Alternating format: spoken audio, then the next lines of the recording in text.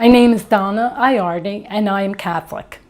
I was what you would call an average Catholic. I went to Mass on Sundays, but mainly because it was Sunday and that was what you did. I didn't pray outside of Mass. I never really thought about the Lord that much. I had statues throughout my house, but I really didn't stop and really go deep into my faith. And then maybe 8 or 9 years ago, I was going through a hard time about something. I looked up at the cross that was hanging in my bedroom, and I just was upset. I was crying, and I said, Lord, please help me with this.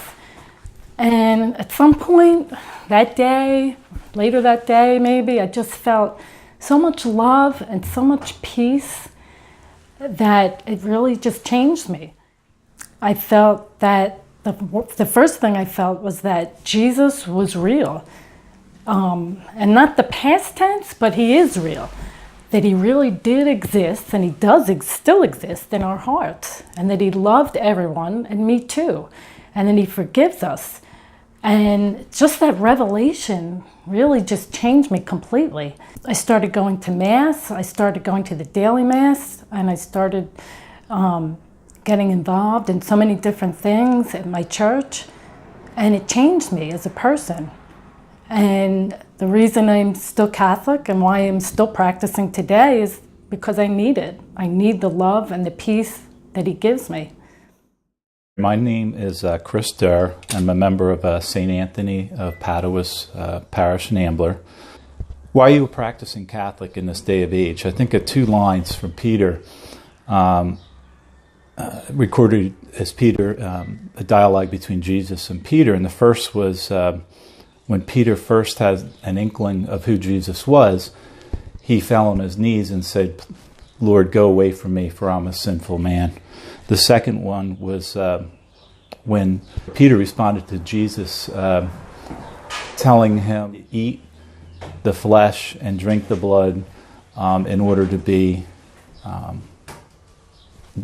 part of Jesus' church. At that time, a lot of people went away because that was too hard. And then Jesus turned to Peter and said, will you also go away? And Peter said, to whom else would we go? You have the words of life. So the first is realizing the state that you're in. And the second is that only through Jesus can we overcome the state and have life.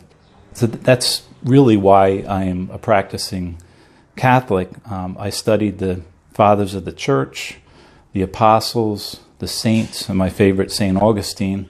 And it's hard to do that and not come to the conclusion that the Catholic Church is the true church that Christ founded. My name is John Mulcahy, and I'm a Catholic.